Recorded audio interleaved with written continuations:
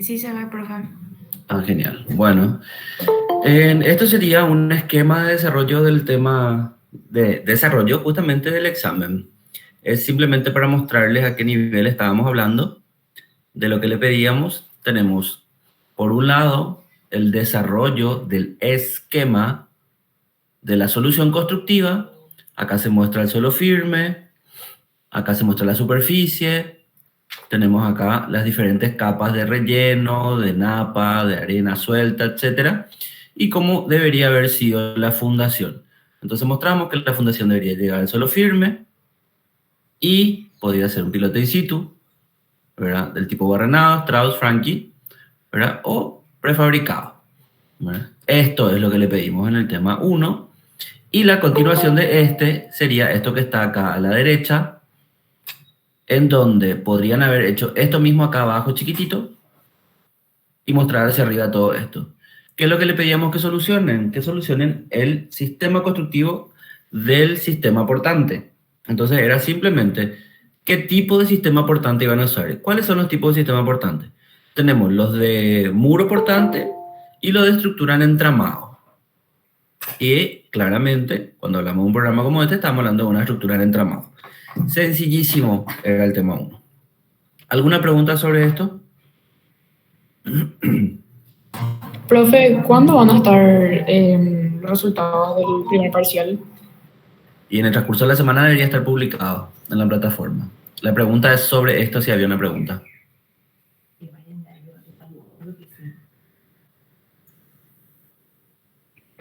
No hay preguntas. Bueno, genial. Entonces, con esto ya tienen una pauta y ustedes ya más que nada habrán participado en las clases, saben lo de la parte teórica, van a fijarse ustedes mismos, evalúen ya y ya saben, porque básicamente esto cuenta como una revisión general del examen. Acá tienen la respuesta de lo que preguntamos. Bueno, empecemos con el grupo número 5, fundaciones profundas tipo Strauss.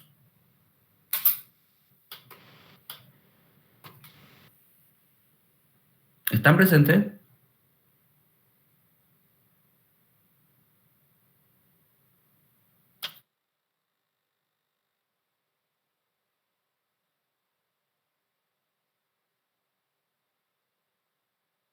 Grupo número 5.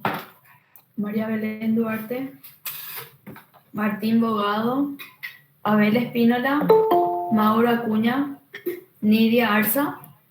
¿Alguien está?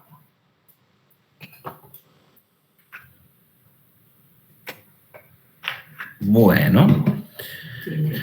Ok, este grupo tiene 0. Bueno. Jiménez Pedroso, Contreras Oliveira, Torres, Esquivel, Barrios y fundaciones profundas tipo Barrenadas. ¿Están presentes?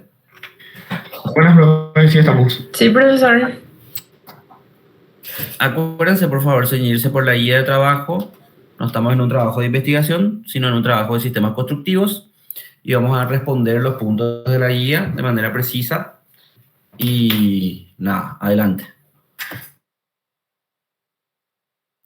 Voy a presentar la pantalla.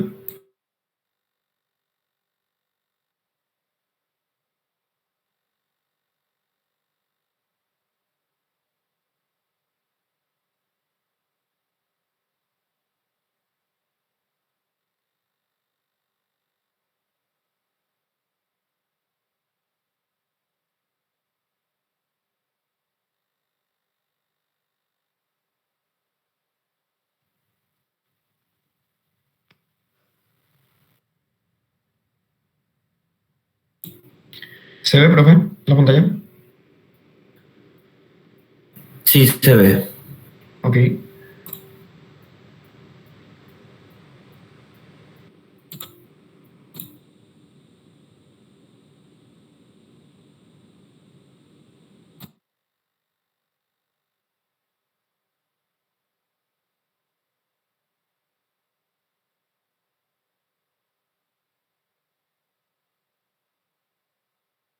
Bueno, buenas tardes, profesores y compañeros. Nosotros somos el grupo 6 y nuestro tema serían las fundaciones profundas, en específico los barrenados. Yo soy Sara Esquivel y voy a estar hablándoles a continuación. Siguiente. Los tipos de cimentaciones profundas serían los muros de pantalla, los de sustitución, los de flotación y los pilotes. Según el estudio de suelo del grupo anterior, nosotros vamos a hablar sobre los pilotes in situ, que serían los barrenados. Siguiente. La alternativa que encontramos a nivel nacional sería la utilización de las grúas Caterpillar con hélice en espiral. Siguiente.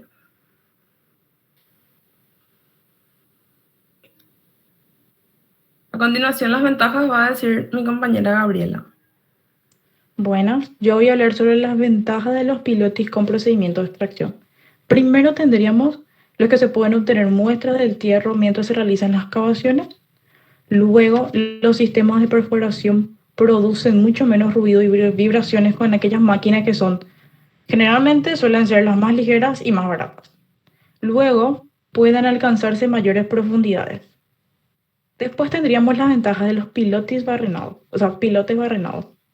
Primero, no es necesario el uso de una intubación o de lodos toxitrópicos en terrenos inestables, pues la propia barrenada permite la contención del terreno. Se puede controlar en todo momento la presión y volumen también del hormigonado, elevado rendimiento, lo que permite plazos de obra muy razonables. Siguiente, por favor. La verificación, al verificar el estudio de los suelos, características del pilote y estratos donde debe quedar o la función que cumple el pilote. Luego tendríamos que verificar la estructura, las recomendaciones del ingeniero estructural que se deben observar las longitudes efectivas, también el diámetro, el refuerzo del pilote y las especificaciones del concreto a utilizar. Luego se solicitan las coordenadas de los pilotes, con ellas verificar matemáticamente la longitud entre ellas, comparar con las que están establecidas en el plano de georreferenciación y con la del terreno, estas deben coincidir. En un gráfico, establecer la cota de excavación, la cota de concreto y la cota de parrillada de acuerdo con el estudio de los suelos, los planos arquitectónicos y los planos estructurales. Luego el director y generalmente el proyecto deben verificar la disponibilidad de la máquina con 3 meses de antelación al inicio de la obra. Realizar el contrato y un seguimiento mensual. Luego realizar el pedido de acarreo, normalmente demora en ser entregado. Este debe estar en el sitio de trabajo 2 semanas antes del inicio de la obra, ya que se requiere para hacer las canastas de refuerzo de los pilotes. Siguiente. Así ya va a continuar mi compañero Gabriel. Bueno, a continuación voy a hablar sobre el proceso constructivo. En primer lugar, se procede a la perforación.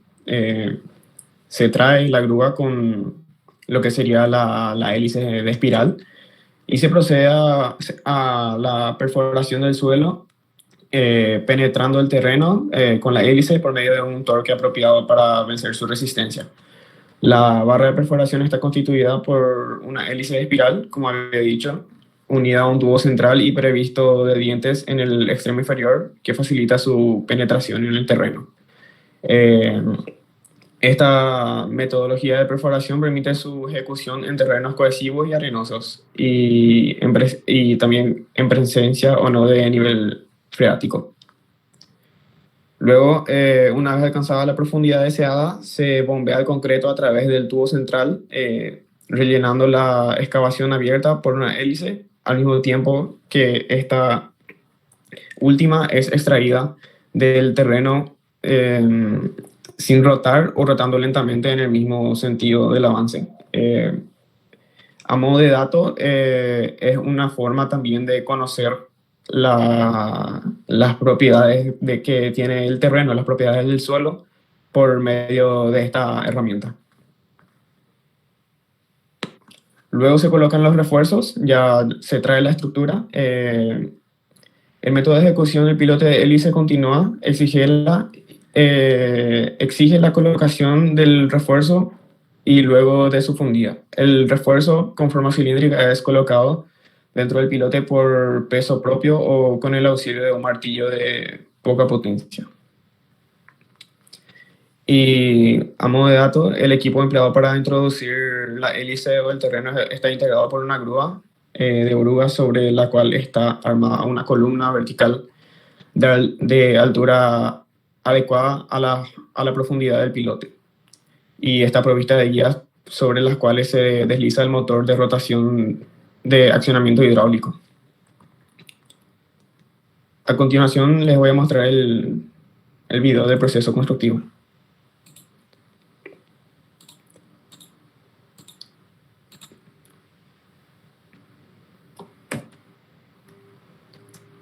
Bueno, acá podemos ver cómo ya se trajeron las estructuras metálicas, ya están preparadas como para ir adentro de lo que sería el agujero.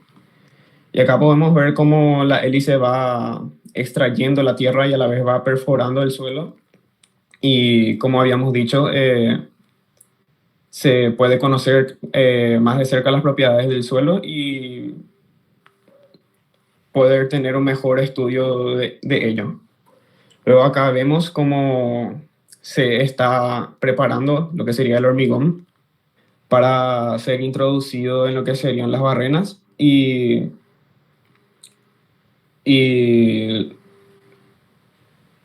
para así poder formar lo que sería el pilote in situ. Acá podemos ver cómo ya se está inyectando el hormigón a través de las mangueras. Y con la ayuda del giro de la hélice se va introduciendo este hormigón.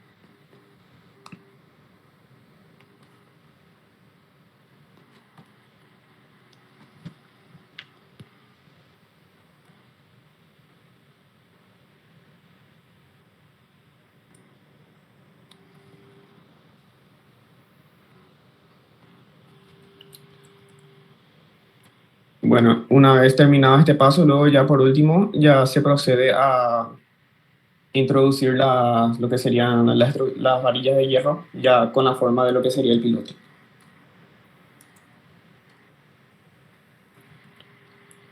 Para el caso de la estación de buses, esta sería la disposición de las barrenas, sería la ubicación en sentido, según el plano, en sentido horizontal van a estar dispuestas en la parte de la estación de buses a 3 metros de distancia cada una, y en sentido vertical van a estar dispuestas a 6 metros de distancia. Para la parte de la construcción de las oficinas, se va a proceder a la excavación y ubicación de barrenas con 15 centímetros de diámetro, y para la parte de en donde estarían los buses serían de 30 centímetros de diámetro.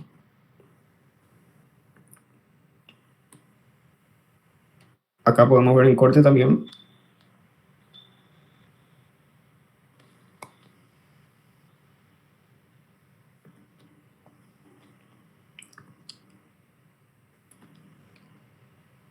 Y acá tenemos los detalles.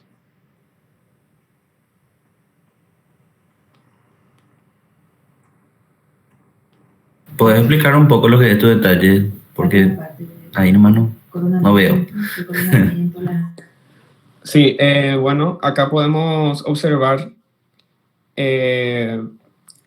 lo que sería la línea del nivel de la superficie. Como había mencionado, este sería el gráfico de lo que sería la hélice de espiral que hace el trabajo de perforar el suelo y extraer la tierra con el sentido en el que va girando. Y luego de eso acá tenemos lo que sería la estructura ya, que se introduce en ese agujero ya con el hormigón puesto a través de la manguera, como vimos en el video. Ahí en el tema de tu corte, esto de la derecha, te pediría que corrijas. Vos estás usando, este detalle que vos mostrás es básicamente un muro de pilotes no me acuerdo bien el nombre, secante, tangente y el otro. Bueno, con la barra, con el espacio entre ellos, ¿verdad? Estas partes negras, ¿verdad? Y eso que tenés ahí como una vía de coronación es justamente lo que le une a todos ellos, pero esto es para conformar un muro de pilotes que es básicamente una contención. Y en tu caso no tenemos subsuelo y eso, entonces no forma parte de lo que es fundación. Entonces, aclaro un poquito, enfocado de esta manera no formaría parte de lo que te estoy pidiendo.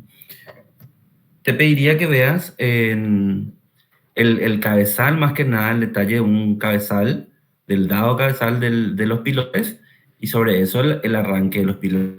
Y capaz de ahí salen justamente las vigas de coronamiento también, pero que son las vigas de fundación en realidad ya, a esa altura. Estos deberían cambiarlo, ¿sí? Dale, profe. Bueno. Profe, hay algo que me gustaría decirle también, es que tuvimos un poco de complicaciones con la preparación de la exposición. Espera un ratito, volvemos a tu esquema, perdón. Vuelve a tu esquema y seguí hablando. Ok. No, es que no me acuerdo los nombres de los compañeros, pues necesito para decirte esto. Que tuvimos 2 compañeros que no se reportaron, que entraron a nuestro grupo y no se reportaron, no nos ayudaron, no escribieron en el grupo nada, que serían Jiménez. Catherine Jiménez y Axel Torres. No sé. Les hablamos y no se comunicaron con nosotros. Ok, estaban acá como ausentes ya, no te preocupes. Bueno, volvemos a tu esquema. Dale.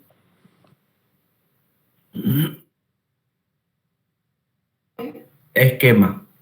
Tu esquema. Ahí. Bueno, ahí por ejemplo en la parte de arriba también tenés pilares que forman parte de la cobertura, del soporte de la cobertura, y eso no le pusieron fundación a ustedes. ¿Viste que está medio en diagonal arriba? La línea inclinada. Sí, esa tiene también, según las imágenes referenciales que vimos, el techo llega hasta ahí, entonces forma parte de esa estructura portante.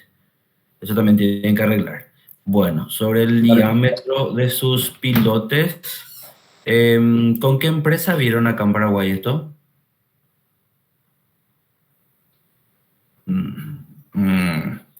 El silencio me responde. Bueno, generalmente nos viene ese diámetro, o sea, los diámetros de 15, 20 que dijeron, ¿verdad? Viene más o menos 30, 35 y a partir de ahí para arriba, ¿verdad? Sí, depende mucho del diámetro, pero no sé, o sea, no sé, puede que alguna empresa traiga, pero no sé, si vieron una empresa genial, pero generalmente no existe, acá en Paraguay no existe, entonces también hay que ver bien, de pronto, si vos no tenés una carga importante, la fundación va a ser, digamos, un pilote, pero no va a disminuir su diámetro, ¿entendés? Capaz las armaduras varían un poco, pero no, o sea, va a ser como mínimo un pilote, no un pilote de 20 o de 30, o sea, perdón, de 15 o de 20, ¿verdad? Porque no hay forma constructiva de resolver eso acá en Paraguay, al menos todavía. Y eso, entonces vean bien eso, averigüen nomás hacia modo de cliente anónimo con alguna empresa, vean y corrijan eso con certeza acerca del diámetro y también completen este esquema en lo que les falta. Sí, así. Dale, profe. Muchas gracias. Entonces corregimos todo y te enviamos. Sí, hoy mismo, antes de la medianoche. Dale, gracias. Dale. Muchas gracias, profe. Estamos. Siguiente grupo. Grupo 7. Grupo número 7. Agüero. Presente, profe. Adelante. Y profe, ya presento.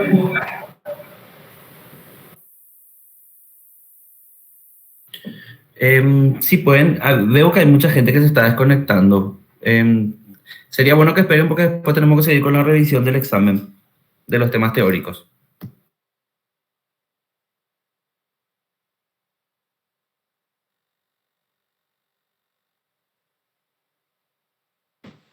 Buenas tardes, profes. Somos el grupo número 7. Los integrantes somos Cristian Acosta, Mabel Agüero, Jenny Báez, Gretel Rodríguez y yo quien les habla, Joaquín Velázquez. El tema que vamos a exponer es cerramientos para grandes luces, losa postensada. Siguiente, por favor. En cuanto a la justificación, nosotros utilizamos la postensada a manera de responder a esa necesidad de luces grandes en donde el flujo circulatorio de las personas no sea interrumpida, ¿verdad?, por elementos estructurales. También a la forma irregular del proyecto, habíamos visto en clase que eso con la losa postensada se podía resolver, y también de acuerdo a las modulaciones, ¿verdad?, de acuerdo a las dimensiones de los transportes públicos que necesitan luces grandes. Por eso pensamos que era válida este recurso. Siguiente, por favor. En cuanto a lo que tiene que ver con la planta de fundaciones del grupo del grupo anterior, ¿verdad? Nos basamos en eso para poder componer también lo que sería la modulación de los pilares. Y por ejemplo, en la parte de arriba, en planta de fundaciones, los puntitos azules, no sé si se logra ver bien, esos serían nuestros pilares, ¿verdad? Pilares que decidimos que van a sostener la losa. También, ya mirando la planta baja, en la lámina de abajo, está un muro pantalla que también habíamos visto en trabajos anteriores que pusieron los compañeros. Utilizamos ese muro también como soporte de esta losa. Y entonces acá toda esta parte roja sería la parte de la postensada, con pilares, columnas. Y en el siguiente, por favor. En el detalle del corte A tenemos la viga perimetral, que decidimos que sea un poco alta, de 1 metro, así como para que también pueda servir de apoyo para lo que es la estructura metálica, que eso ya no es nuestro tema, pero igual decidimos que podría quizás ayudar como soporte también para esa parte. Entonces tenemos los tensores, tenemos una armadura de refuerzo de viga chata en losa. Eso a modo de refuerzo. Obviamente, para colocar todo esto se necesita de un cálculo mucho más complejo, que sí nos puede dar el diámetro de cada armadura y la separación, ya sea de los tensores o los cabos o de la varilla. Y tenemos también, colocamos una armadura de refuerzo tipo vieta. Pasando al detalle del pilar, del encuentro entre el pilar, la viga y la losa. No sé si se puede ver bien. Tenemos una losa de 25 centímetros aproximadamente.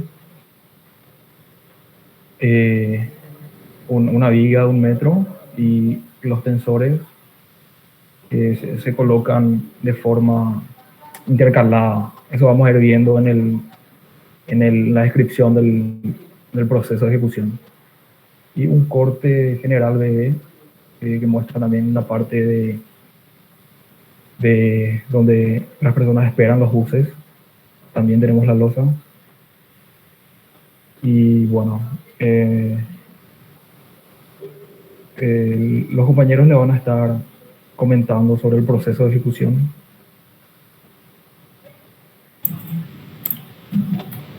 Primeramente, el acopio de materiales. Una vez recepcionados los materiales en obra, deben ser acopiados agrupándolos según el tipo del cable que se trate. También debemos preparar los anclajes, las cuñas y todos los demás materiales. Para el encofrado y el cimbrado, se puede utilizar cualquier tipo de encofrado siempre y cuando aseguremos la rigidez del mismo, con el fin de que no varíen las cotas finales de los tendones debido a las deformaciones del encofrado durante el hormigonado. En caso de que se observe los tableros excesivamente desecados por la exposición al sol, deberemos regarlos con agua para humectarlos antes de hormigonar. De este modo evitaremos que embeba el agua del hormigón, haciendo que mermen sus características. Debemos ser muy cuidadosos con el paralelismo y la planicidad de las caras del encofrado. De este modo evitaremos sobrepesos, reducciones de sección y variaciones en el trazado de los tendones. Para evitar estos errores, deberemos hacer uso de niveles dejando toques y puntos de referencia en los forjados. En el caso de encofrar con mesas, el sellado entre la unión de las mesas lo podemos realizar con cinta adhesiva de empaquetar.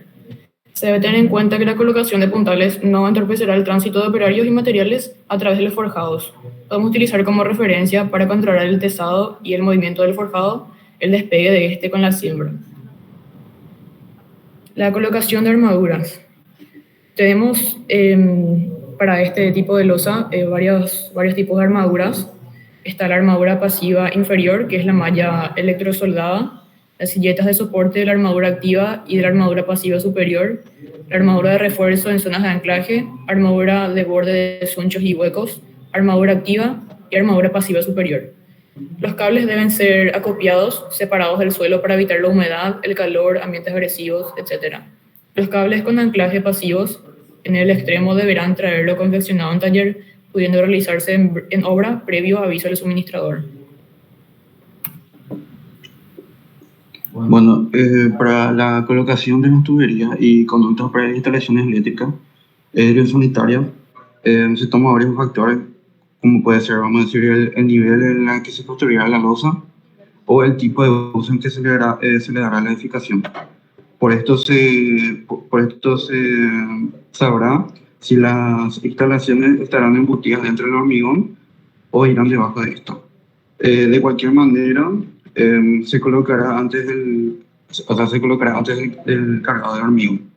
Y una recomendación para las instalaciones eléctricas es pintar o etiquetar, vamos a decir, para su identificación luego de la carga y el curado del hormigón. La colocación del cableado dentro de las vigas se realiza, vamos a decir, extendiendo los cables sobre la losa. Luego se introducen los cables en el interior de las vigas y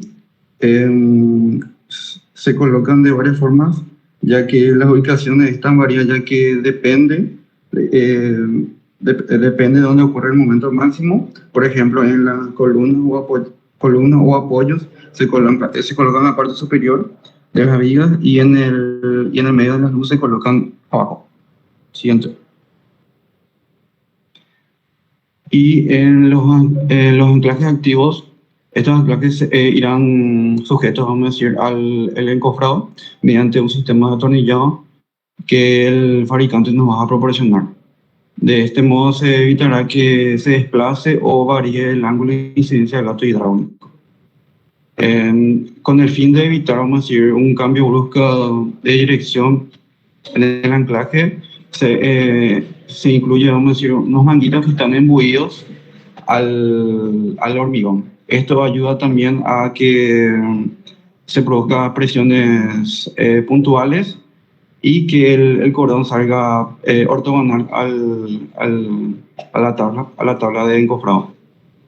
Y para la ejecución de una zona de anclaje activo, se coloca primero la armadura pasiva de reparto y posteriormente se colocan los cables de los anclajes. Colocación de silletas o separadores. Estas silletas son varillas que se doblan. Bueno, están separadas como máximo 1 metro. Se podría variar eso, que ya 1 centímetro. Luego dice en el trazado del enalzado del tendón permitirán desviaciones hasta 5 milímetros. Las silletas deben ser lo suficientemente rígidas como para soportar el tendón sin producirse roturas o deformaciones que varíen el trazado de los cables. Una vez realizado el replanteo de las silletas, se coloca la armadura pasiva inferior para posteriormente colocar las silletas en sus posiciones. Siguiente, por favor.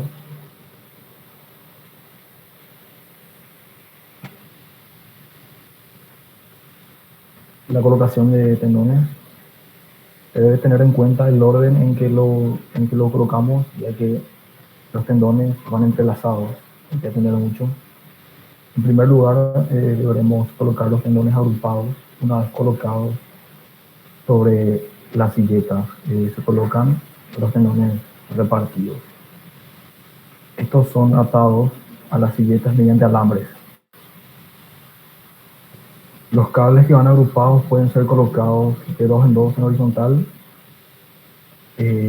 o agrupados en 3 y se forma un triángulo y se va abriendo así, o de 4 en 4. La separación recomendada entre tendones para evitar atascos durante el hormigonado y que el vibrador pase sin problemas debe ser superior a 5 centímetros. Siguiente, por favor. El siguiente paso, posterior a la colocación de tendones, es la colocación de armadura superior. Esta armadura, como dice su nombre, va por encima de las silletas, independiente de la armadura activa. Deben ser lo suficientemente rígidas para que no se deformen al circular por encima en obra. Es importante no apoyar las silletas en los cables. Siguiente. El siguiente paso es el hormigonado. Se debe utilizar un hormigón fluido, capaz de colarse entre armaduras y tendones y que alcance una alta resistencia a temprana edad. Las juntas de hormigonado dividen el forjado en segmentos pequeños para poder ser hormigonados en un día. Durante el hormigonado se debe evitar el movimiento de cualquier elemento de la losa y en las zonas de anclaje. Durante el vibrado evitaremos la aparición de coqueras que puedan inducir a la aparición de patologías posteriores. El vibrado puede realizarse tanto con regles vibrantes como con vibrador de aguja. Durante la colocación de 2 tongadas adyacentes de hormigón no debe pasar más de 1 hora. Luego sigue el curado, que se debe realizar un curado cuidadoso, regando con aspersores a partir de las 3 o 4 horas posteriores al hormigonado. Mantendremos el regado durante 24 horas, conservando la humedad durante 1 semana. No se pueden utilizar líquidos de curado o aceleradores de fraguado que contengan cloruro cálcico. Al día siguiente del hormigonado ya se puede acopiar material en el forjado, siempre y cuando se tenga la precaución de realizarlo en la zona donde se hormigonó primero y en zonas macizas, nunca en zonas aligeradas. Siguiente. Tensado. Una vez obtenida las probetas en las condiciones óptimas de resistencia de 60-80% a 28 días, podemos continuar con el proceso de tensado de los tendones. En primer lugar, vamos a desencofrar la zona de anclajes, luego sacaremos el tampón de plástico, se colocan las cuñas en los anclajes activos y se pintan los cables para poder comprobar de esta manera el alargamiento durante el tensado. Se tensan los cables en orden establecido en el proyecto, pero se le da prioridad a los que transmiten su carga a los pilares y después a los que transmiten su carga a los tensores, o tensados, mejor dicho. La forma de controlar el tensado es por medio de un manómetro de gato hidráulico y el alargamiento sufrido por el tendón. Todo el tensado se debe quedar registrado, marcando en una tabla el orden de tensado, la fuerza a introducir y el alargamiento del tendón. Tenemos que tener precaución y el control suficiente sobre los equipos y materiales de tensado, así para evitar cualquier tipo de accidente que pueda ocasionarse.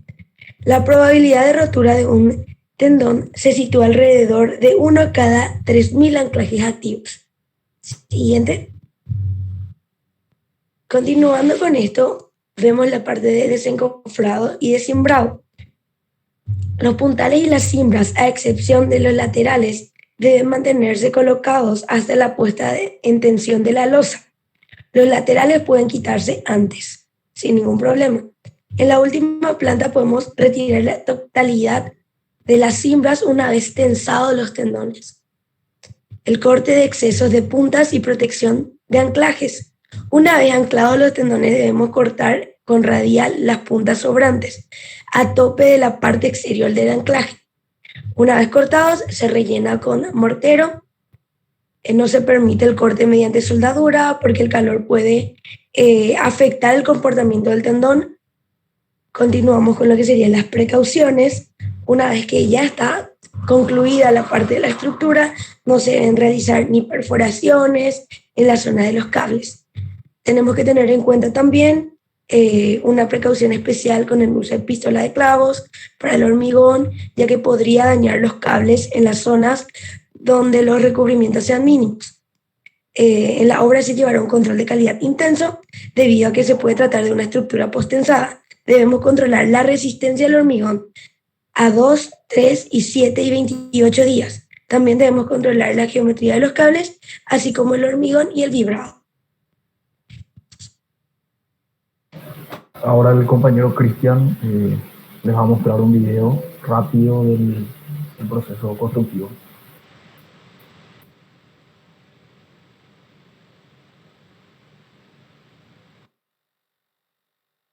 Una vez estén los pilares, se procede a colocar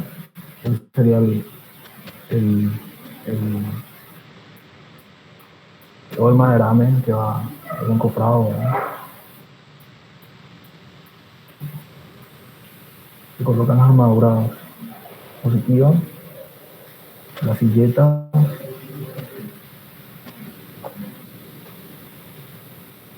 se colocan los tensores,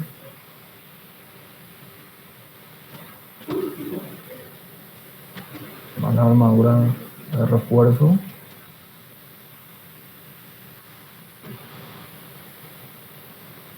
se pone un tapón de anclaje. Esos tubos verticales son para limpiar después cualquier resto óxido que haya ingresado en el tensor. Se coloca el hormigón, se derrama el hormigón, se retiran los tapones para poder tensar los cabos con un gato hidráulico.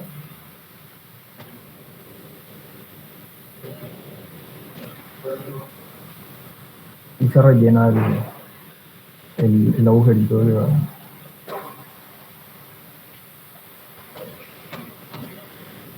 Ahí están limpiando por si se filtró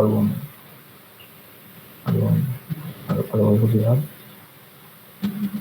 Y así sucesivamente. Eso es todo, profe. Si tienen alguna consulta.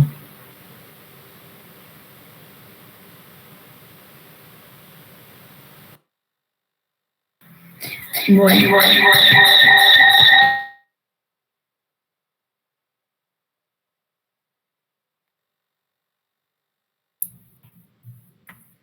Está bien la exposición, está bastante completo. Podemos ver otra vez la planta de la planta arquitectónica, el esquema que hicieron. Por Dale, favor. profe, le va a mostrar la compañera.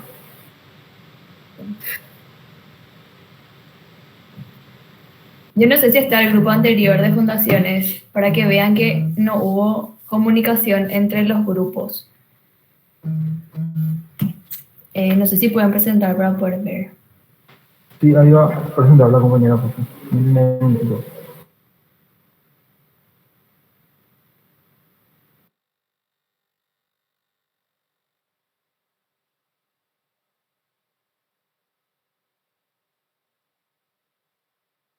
Bueno, ahí quiero nomás acotar que se puede ver en dónde están los pilares, dónde va a ir la losa posttensada. Y esos pilares deben apoyar en una fundación que el grupo anterior no incluyó en el trabajo práctico. No sé si está alguien del grupo anterior. Ya que estamos, nomás quería acotar para que tengan en cuenta que el trabajo y la obra tiene que ir relacionada una con otra. ¿Se entiende eso? Creo que no está nadie del grupo anterior. Así parece. Bueno, y a ver si las chicas me pueden explicar otra vez qué es la coquera. Gretel o Jenny. ¿Siguen las chicas o ya se fueron?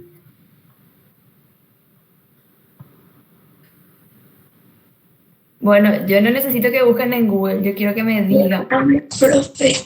Ahí te sale un libro luego, de que eso es la coquera. No, profe, eso es lo que sería lo que se usa para dibujar. También Bueno. se le llama coquera. ¿Qué es la coquera? No quiero que busquen en Google, porque está en el trabajo práctico y ustedes dijeron.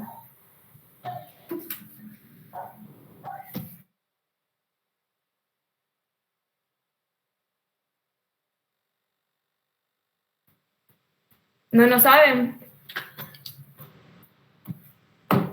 Bueno, también tiene que adentrarse un poquitito sobre lo que van a hablar. Ya entiendo que de repente son como temas más o menos nuevos, pero pregunten, para eso son las correcciones, para que nosotros podamos ver. Y aparte, si vamos a buscar en Google, que ya lo hicieron en nuestra cara, pueden buscar nomás también sin problema, ¿verdad? Pero el tema es que tienen que saber de qué están hablando. Las coqueras son justamente aquellos espacios que quedan en el hormigón cuando se carga de manera inadecuada. Por eso que se recurre al vibrado, que solemos hablar siempre, que hablamos en la clase justamente de hormigón. El vibrado lo que hace es eliminar los índices vacíos que existen en la masa del hormigón al momento de cargar. Serían como huecos o burbujas, para que se imaginen más o menos. Más burbujas, más Sí, que nada, exactamente. así es. ¿Y Entiendo, saben por profe. qué lo explicamos? Porque se nota, y esto va para todos los grupos, se nota cuando están leyendo nomás la exposición y no están entendiendo lo que están diciendo. Ustedes tienen que entender lo que están diciendo para que sea más fácil. Si hay un examen y este es un tema, ya puedan desarrollar. Este es un tema súper tangible. Sí, así es. Súper tangible que si ustedes logran entender lo que están diciendo, va a ser mucho más fácil para ustedes y para nosotros también corregir después de los exámenes. ¿Está bien? ¿Se entiende, profe?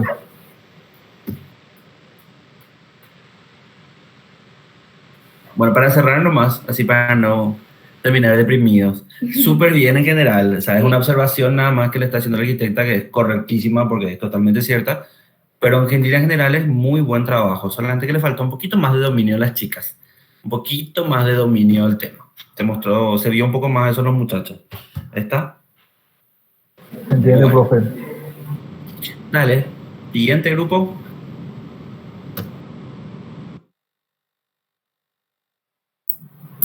Grupo 8 ahora, ¿verdad, profe? ¿Perdón? Grupo 8. Sí, grupo 8. Dale, vamos a presentar.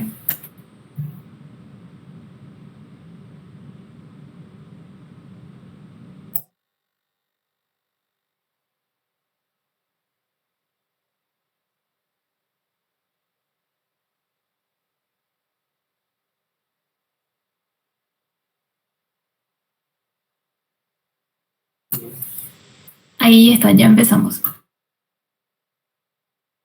Ok. Hola, profe. Nosotros vamos a presentar cerramientos para grandes luces metálicas. Siguiente.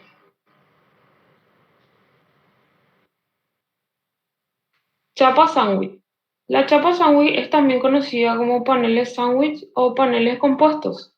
Es uno de los materiales más utilizados en el sector de la construcción para satisfacer varios tipos de necesidades. Funcionan como cobertura de edificios en ambientes comerciales o incluso son utilizados como revestimiento exterior.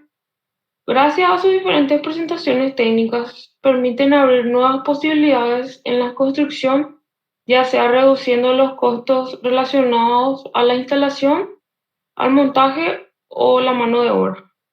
Siguiente. Principales características. Excelente aislamiento térmico, bajo peso, de grosor variable, gran resistencia y sencilla instalación. Algunas de sus ventajas serían que está hecho de un material ligero, muy fácil de instalar, por lo que reduciría el tiempo de trabajo. Tiene resistencia a impactos, excelente aislamiento térmico y acústico, bajos costos de mantenimiento. Tiene una resistencia al fuego en paneles de lana de roca, diseño y materiales a solicitud y también una alta rigidez. Algunas de sus desventajas serían vulnerabilidad ante el fuego en paneles con núcleo de espuma rígida. Los paneles que están hechos de lana de roca suplen esta deficiencia. En caso de exposición constante al calor, hay posibilidad de que una de las caras se deforme. Y también hay posibilidad de deformación si hay sobrecarga sobre una de las caras. El aislamiento acústico en la chapa sándwich estándar no es comparable a materiales de construcción más pesados. El panel acústico está optimizado para esta necesidad específica. Siguiente. Tipos de chapa. En primer lugar tenemos chapa sándwich con tapa junta, chapa sándwich de 3 grecas, de 5 grecas, chapa sándwich tipo teja, las que son tipo de madera, chapa sándwich de lana de roca, esas son las que resisten más al calor, chapa sándwich para almacenes fríos y chapa sándwich que se utiliza en fachadas. Siguiente. Bueno, alternativas en el mercado. Tenemos dos alternativas, que la primera es la Tecnimetal, que ellos tienen la chapa sándwich tipo teja y su precio es de alrededor de 290.000 guaraníes por metro cuadrado e incluyen su instalación. Por otro lado tenemos Aciros Metales, que ellos tienen dos tipos de chapa, que el primero es chapa sándwich con relleno poliuretano, que está alrededor de 400.000 guaraníes por metro cuadrado, y también cuentan con la chapa sándwich símil madera, que es alrededor de 400.000 guaraníes por metro cuadrado, y ambos también incluyen su instalación.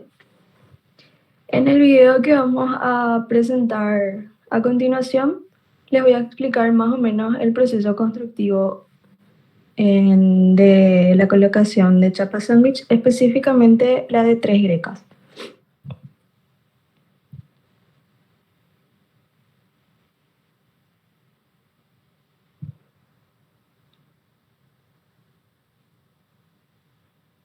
Desde el comienzo, por fijar.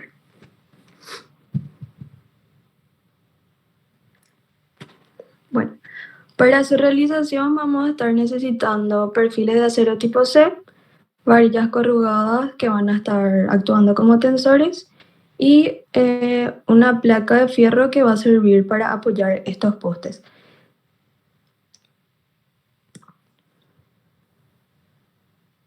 Para su instalación vamos a necesitar materiales que son el taladro atornillado, guantes de protección, el martillo, la cinta métrica, el punzón, un lápiz, broca para metal y la tornillería perforante con el diámetro adecuado.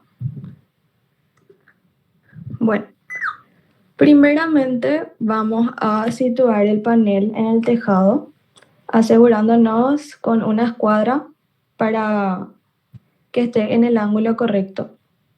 Y servirá, o sea, esto va a servir para la guía del resto de los otros materiales.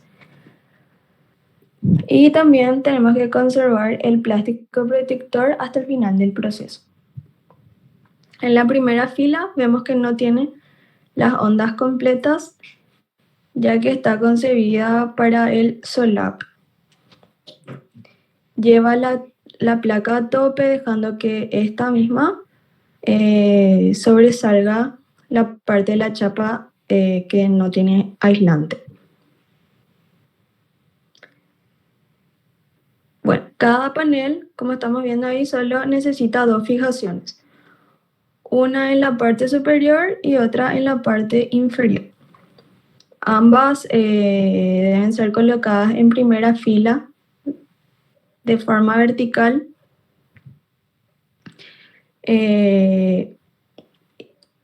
Y comenzamos por la fijación, la viga superior, midiendo y marcando los orificios, ¿verdad? Como podemos ver ahí. Vamos abriendo los orificios.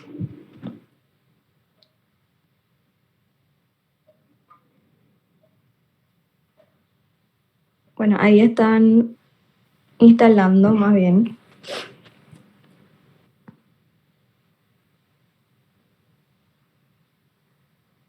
O sea, van fijando.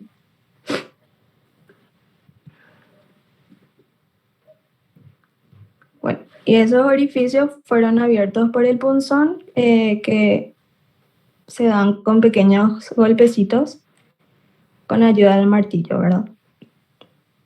Ahí están ubicando el tornillo, o sea, el tornillo, en una tapa plástica, que esta es la que sirve para proteger la cabeza del tornillo.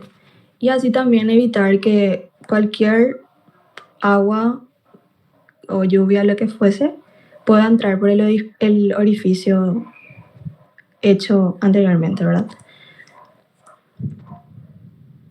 Y preferiblemente es que sea el mismo color del panel también.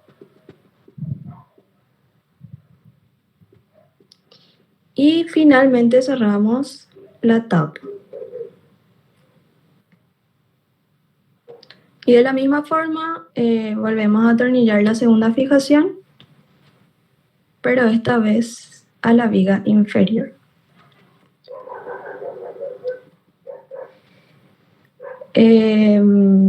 Voy a seguir igual explicando los pasos.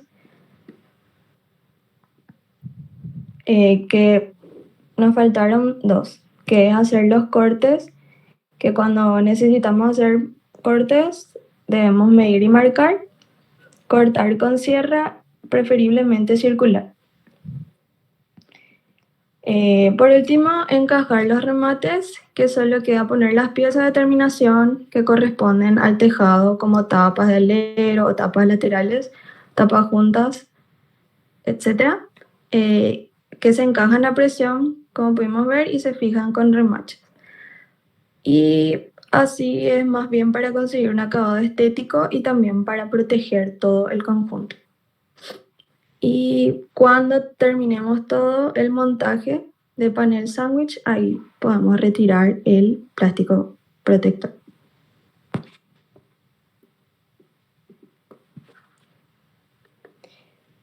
Bueno, la chapa común. Excelente opción en cuanto a la arquitectura de edificios complicados. Tienen pequeñas pendientes, consiguen la resistencia a los agentes exteriores, igual que con otros materiales que tienen también gran pendiente. Cuando este techo no se aísla térmica o acústicamente, aparecen muchas patologías que, una vez construido, el edificio se vuelve más costosa y difícil de reparar. Sin embargo, si se aísla de una manera correcta, ofrece excelentes prestaciones sin el mantenimiento de las patologías innatas de obras tecnológicas. Sus principales características son que se adaptan a todo tipo de climas, también se adaptan a todo tipo de o diferentes estructuras, tienen una capacidad de fácil reciclaje y no necesitan mantenimiento. Entre las ventajas podemos citar que son bastante económicas, también que tienen un peso ligero de entre 25 a 75 kilogramos por metro cuadrado, y tienen una durabilidad muy larga de aproximadamente más de 20 años. Tienen una fácil instalación, por sobre todo si la persona que está instalando está capacitada o el conocimiento, y esto ayuda a que la instalación dure aproximadamente hasta un solo día. Entre las desventajas, así como también es una ventaja que sea ligera, la chapa también es una desventaja porque el viento puede levantar y despojar la estructura de la chapa, y también presenta una fácil penetración a la oxidación y tiene una poca eficiencia térmica, o sea que en el calor, con el sol, el verano y todo eso se calienta mucho, y en el invierno se aleja a lo que sería el confort, ¿verdad? Para estar, pues, genera un ambiente muy frío. Luego tenemos los tipos de techos de chapas aisladas.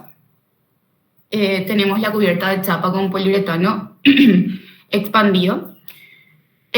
Bueno, este es uno de los materiales más eficientes que se utiliza para aislar más que nada ambientes que se encuentran en el exterior. y tiene una espuma expansiva de poliuretano que logra formar un colchón sin juntas. Su estructura más que nada aporta mucha rigidez, evitando las contracciones y las dilataciones del mismo que pueden provocar que la vida útil del techo sea menos. También tenemos la chapa común con lana de vidrio. Esta chapa es liviana, es suave al tacto, es fácil de cortar y es muy flexible.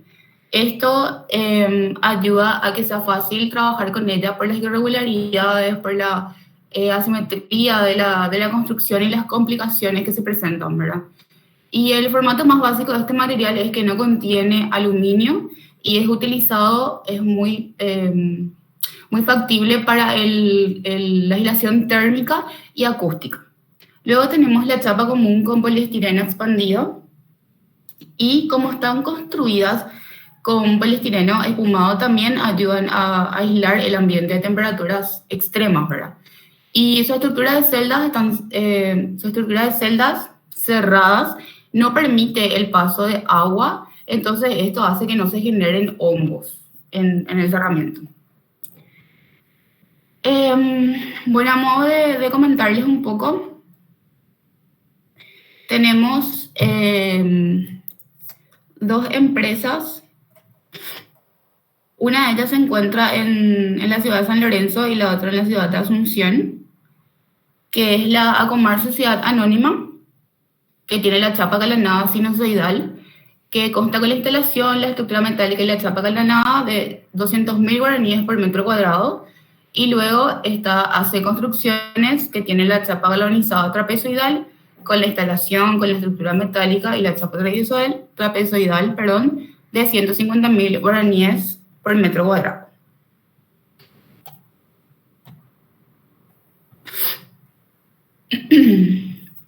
La lámina... Uy. Lámina de policarbonato. En estos techos, estos cerramientos son de materiales de plástico duro, liviano, fáciles de moldear y resistentes. Es un material adecuado para cubrir superficies en las que se quiera obtener una buena entrada de la luz, y también cabe destacar que es resistente al impacto, al calor, y una de sus propiedades más importantes es la transparencia óptica.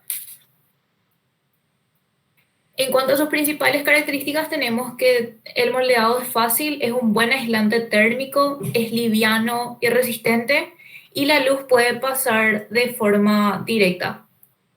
En cuanto a sus ventajas y desventajas, dentro de las ventajas podemos encontrar, de nuevo, que es un buen aislante térmico, tiene una versatilidad en cuanto al diseño, es económico, es resistente al impacto, y cuando el policarbonato es de buena calidad, se puede obtener buena transparencia, valga la redundancia. El transporte y la instalación son fáciles y rápidos con este material. Y en cuanto a sus desventajas, como en todos los otros materiales, es susceptible a fisuras por esfuerzo, resistencia media a sustancias químicas, sensible a la hidrólisis, que la hidrólisis es una reacción química y puede provocar la degradación en sus propiedades.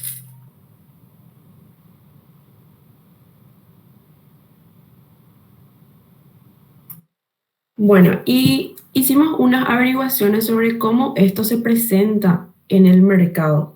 Y tenemos que el policarbonato acanalado está entre los 68.000 a 80.000 más o menos. El alveolar sería entre 78.000 a, sin alcanzar más de 100 el metro cuadrado. Y los toldos de policarbonato, que están mucho más costosos, sería 280.000, pero no superando los 400.000. Esto sería para la empresa Polipar. Y la empresa Porto Electric, tenemos que la fabricación y el montaje de sus estructuras también se encargan de esto. Siguiente. Y nosotros como grupo llegamos a la conclusión, teniendo en cuenta el estudio de la chapa sándwich, la chapa común y la lámina, Y elegimos la chapa sándwich, específicamente el de 3 grecas. ¿Por qué? Porque posee las mayores ventajas en cuanto al costo, el mantenimiento, el aislamiento, tanto térmico como acústico, y en la diversidad de sus materiales, y por supuesto, su fácil instalación que nos brinda un ahorro en el trabajo de hora. Gracias. Eso es todo, profe. Profes, no sé si tienen alguna consulta. Sobre el tema de la corrección que les hice durante la corrección, de ponerse en contacto con el otro grupo. Porque acá justamente ustedes están tapando con chapa, algo que ya pedimos que se deje losa y el otro grupo justo dejó losa en esa parte y ustedes le pusieron otra chapa encima. Bueno, entonces, quiero que corrijan eso. Ya el silencio me responde también. Entonces, vean eso para corregir. Tiene que haber concordancia entre lo que se está construyendo. Acuérdense que estamos en un equipo de trabajo. Y ahí ya sumaría más costo a la construcción. Hacer otra vez un doble techo sobre una losa postensada. ¿Se entiende, verdad? Sí, profe, se entiende. Bueno, y yo ahí está, Elena, a vos lo que no te había notado, estás presente, había sido. Sí, profe. ¿Está? Bueno, está. Ahora pasamos con el Arqui Núñez.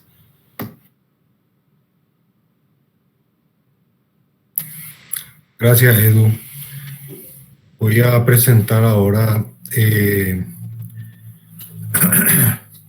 si me permiten un momentito, voy a presentar nuestro examen parcial y sus resultados.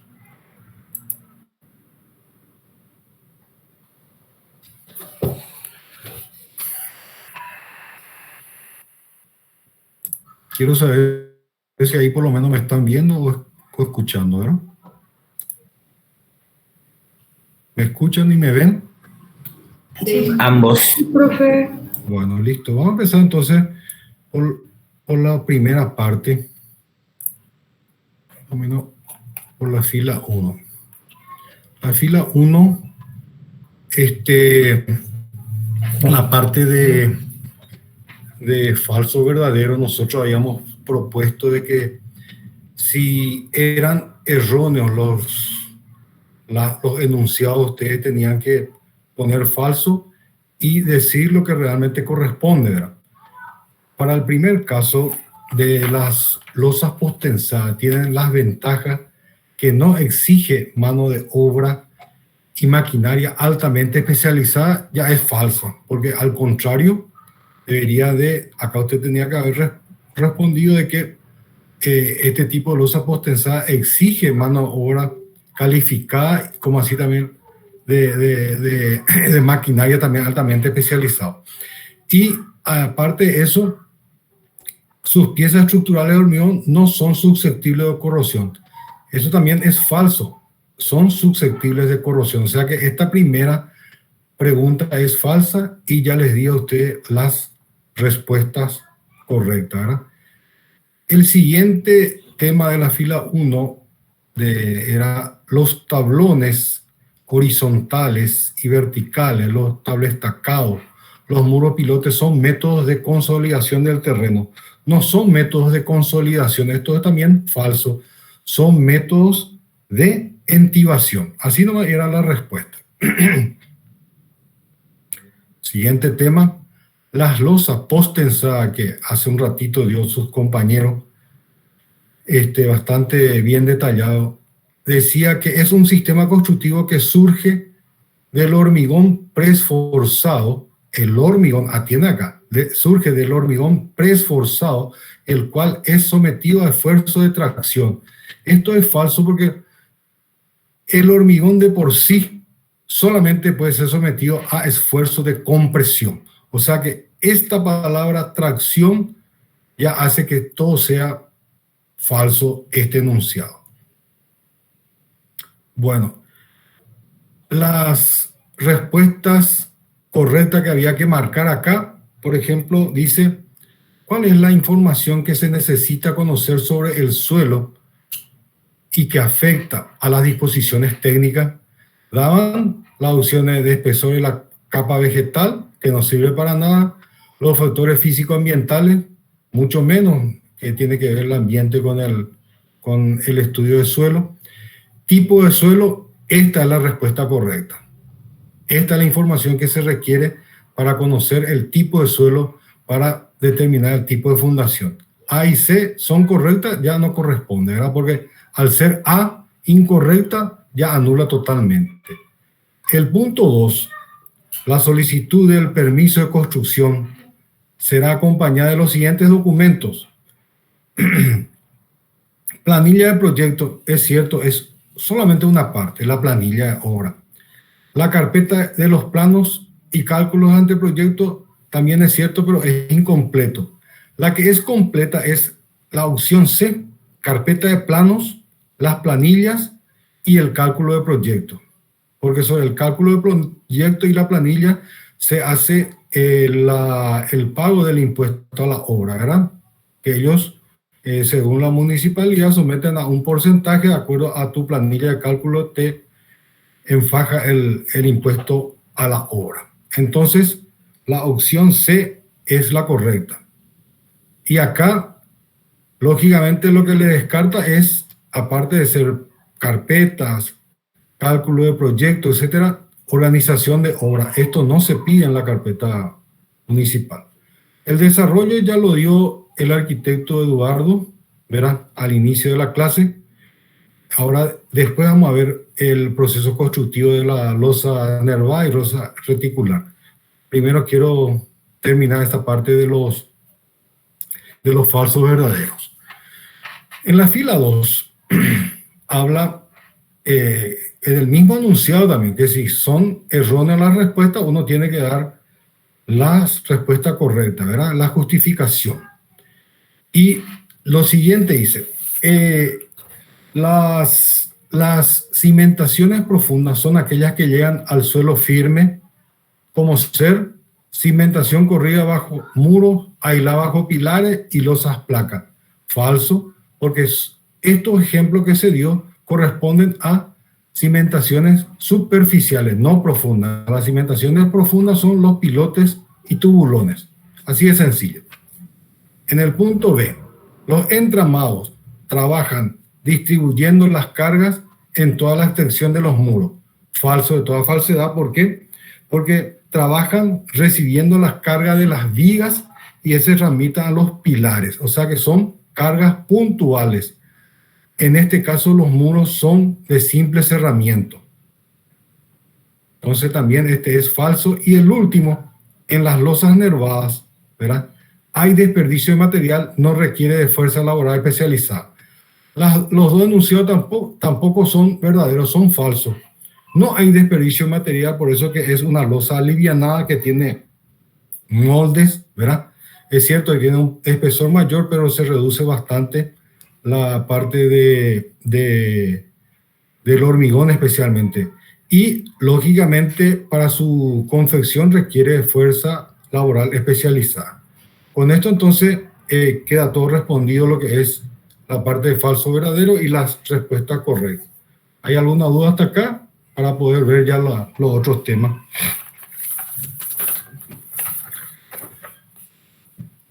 Bueno, asumo que entendieron todo bien cómo tenía que ser las respuestas.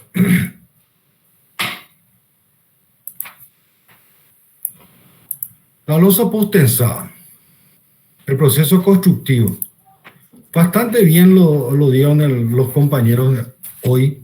Y esto fue nada más que en el examen nosotros no le pedíamos tan detalladamente como hicieron sus compañeros, sino más bien algo que refleje que ustedes saben cómo se hace y en forma secuencial, ¿verdad? Primero, como habían el proceso constructivo, es la colocación o la elaboración del encofrado, donde se ve perfectamente acá los puntales, ¿verdad? El encofrado perimetral, que es fundamental para el tensado de los nervios o de los tendones o de los cables, según el texto, según el país, tiene diferentes nombres, ¿verdad?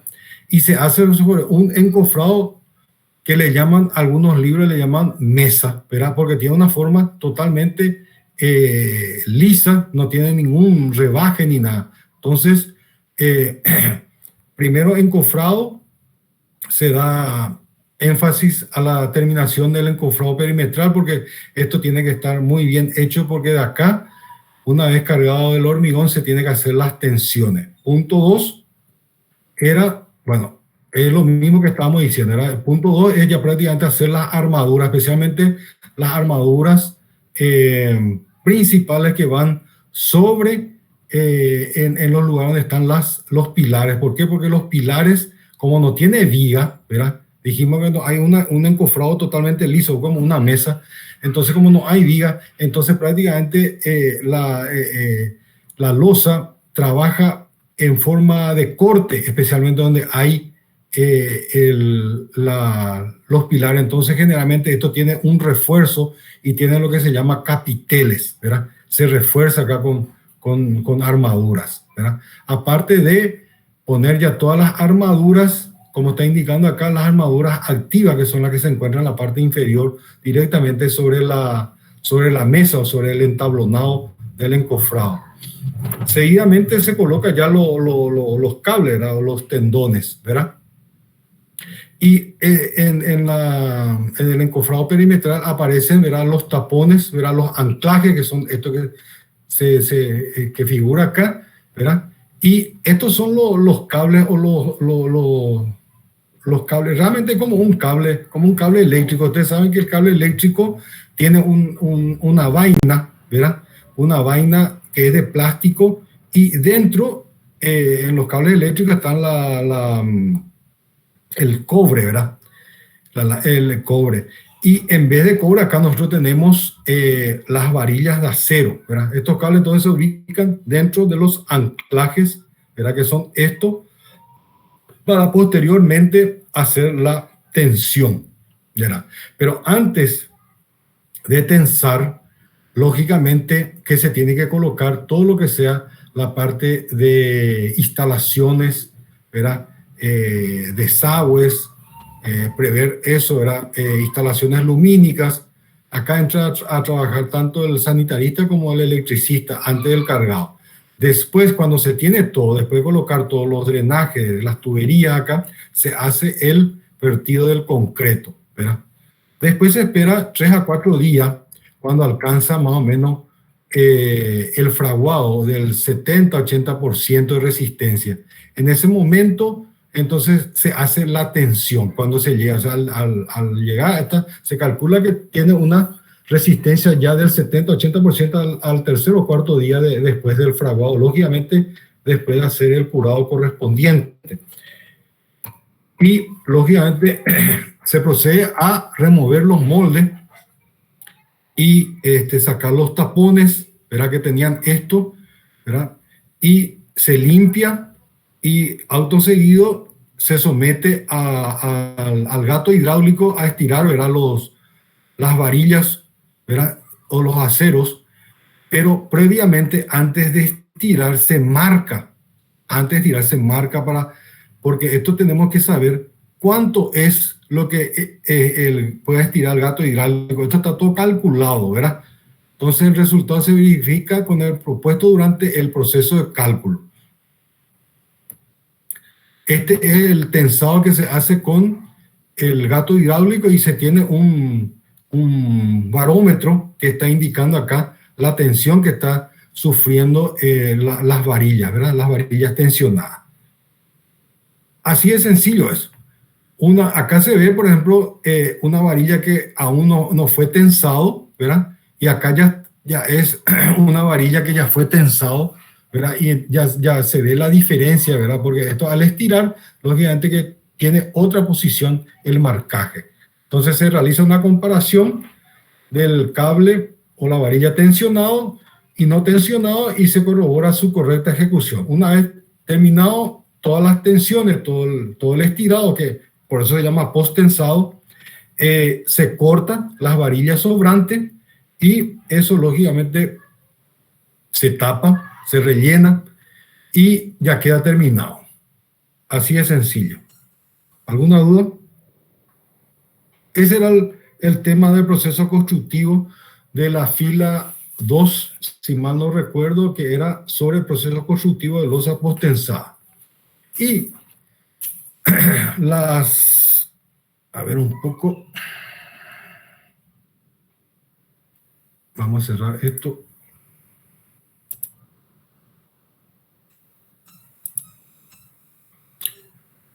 Esto es sobre la parte ya del tema de desarrollo de las losas nervadas o reticular.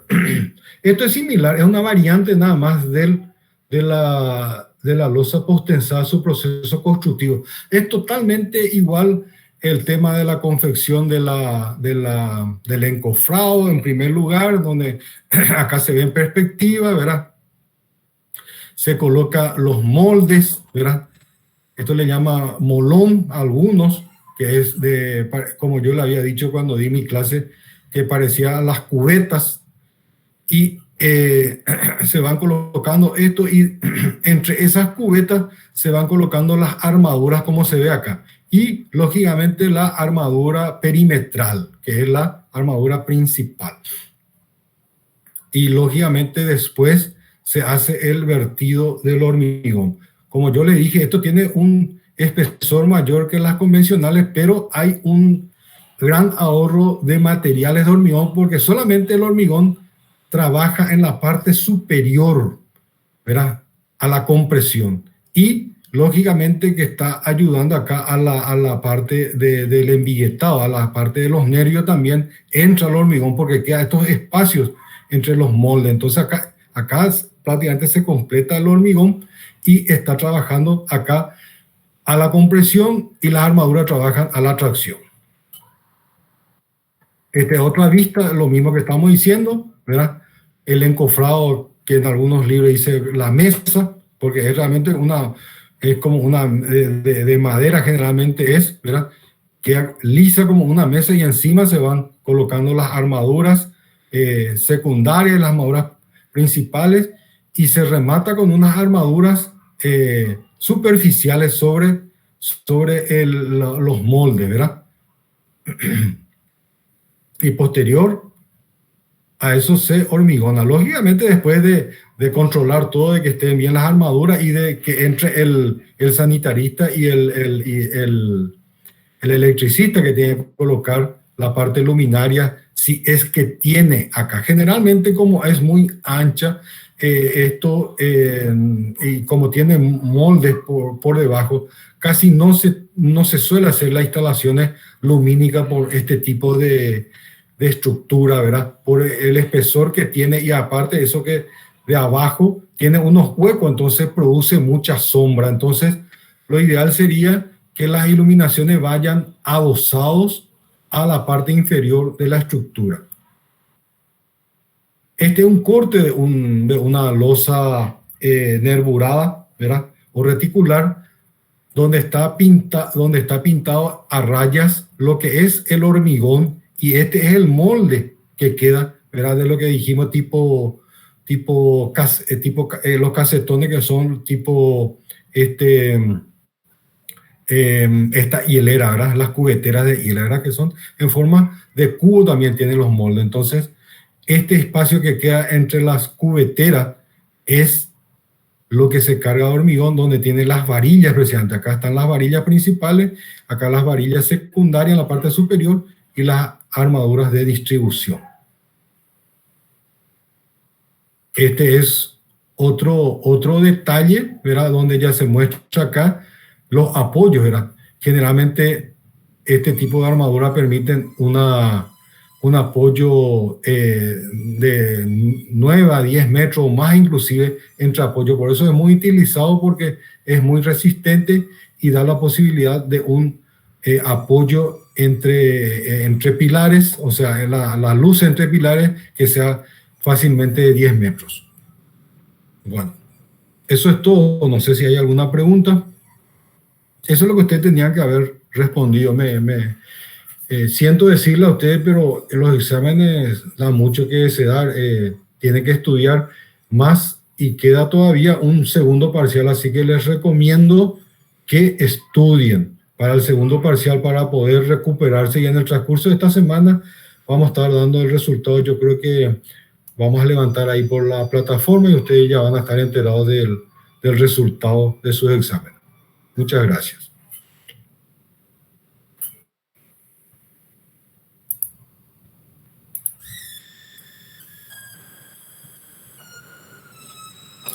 Eduardo, Teresa, Gabriela.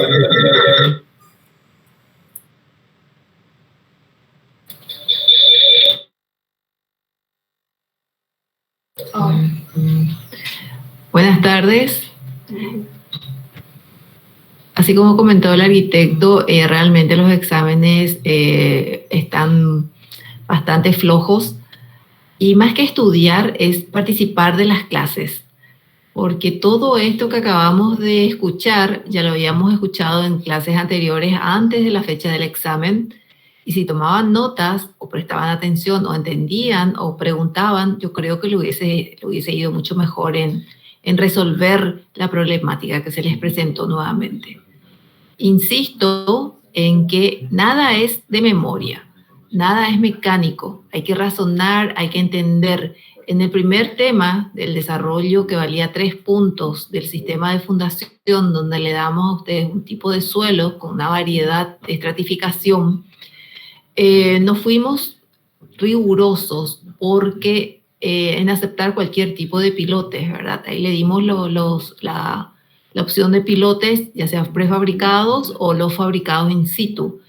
Pero si ustedes prestaban atención dentro de la problemática de la estratificación, teníamos roca. Entonces, ¿qué solución sería para una fundación con una presencia de roca? ¿Ustedes consideran que un prefabricado sería una buena solución? Bueno, esas son las respuestas o las preguntas o las consideraciones que tienen que analizar ustedes cuando tienen una problemática. La problemática está, las dificultades están, porque esas dificultades son dificultades diarias que se les va a presentar en la vida diaria y de las cuales ustedes tienen que resolver y optar por la mejor solución. ¿Qué hacíamos si decidíamos utilizar un prefabricado? Los prefabricados, acuérdense que son transportados de la fábrica a la obra, son hincados. Al tener rocas, ¿qué estamos teniendo? Un suelo duro, podríamos tener rajaduras. ¿Qué implica eso? Gasto, desechos de pilotes. Entonces no hubiese sido o no sería la mejor opción, pero bueno, dejamos pasar para aquellos que indicaron como una solución posible. Otros usaron tubulones. Tubulones habíamos conversado que eran para grandes profundidades y para grandes dimensiones. Entonces tampoco es una opción válida para el tema planteado. Entonces, chicos, antes de estudiar, como dice el arquitecto, está bien, hay que estudiar, pero hay que entender lo que estamos estudiando. Estamos en una clase de construcción donde tenemos muchas variables que inciden sobre la solución definitiva y final. Nosotros les damos a ustedes las herramientas, pero también les vamos a obligar a que piensen para llegar a una mejor solución estructural. ¿Estamos? Entonces, participen de las clases, estén presentes en las clases. Ustedes son 100 aproximadamente anotados, pero generalmente participan el 50% menos tal vez, y eso se refleja en el resultado final. Bueno, para los grupos de exposición, por favor comprométanse más en el tema de averiguar. Acuérdense que es un aprendizaje para ustedes. Traten de visitar obras. Es la mejor forma de entender y de aprender. Bueno, yo no tengo más nada que decir. Profe, ¿puedo hacer una consulta con respecto a los grupos del TP? Sí. Bueno, chicos, vamos a guardar las correcciones de los siguientes grupos hasta el martes. Los que tienen que hacer correcciones de los que pusieron hoy, Tienen hasta la medianoche de hoy para enviar. Y nada más. Nos vemos en la próxima clase. Profe, una consulta.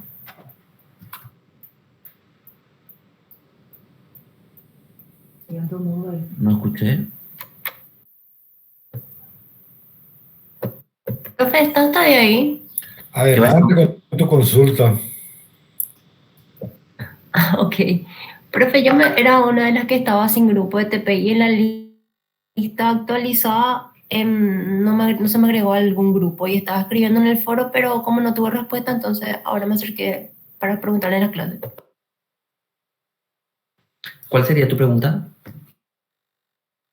En la lista que alzaron en el foro de novedades, estaba la lista de los grupos actualizados, pero yo no estaba mi nombre y estaba en la lista que estaba sin grupos. ¿Y en cuál te incluiste? Yo le dije que el grupo 15, por ejemplo, le faltaba un integrante, pero ¿Y hablaste con los del grupo escribí en el 15? foro, pero no recibí ninguna respuesta. Con los del Sí, grupo pero yo tenés que- antes quería confirmación de ustedes nomás para poder escribirles. No hace falta para confirmación saber. nuestra. Si el grupo tiene menor cantidad de 5 integrantes y ellos te permiten, entras. Es autogestión. Ah, ok. Ya, y ese día nomás entonces le aviso, el día que ponemos. Sí, no hay problema. Tenés que estar en la carátula Vale. del trabajo nomás. Y en la exposición, obviamente. Dale, profe, gracias. Bueno, está. Nos vemos, chicos.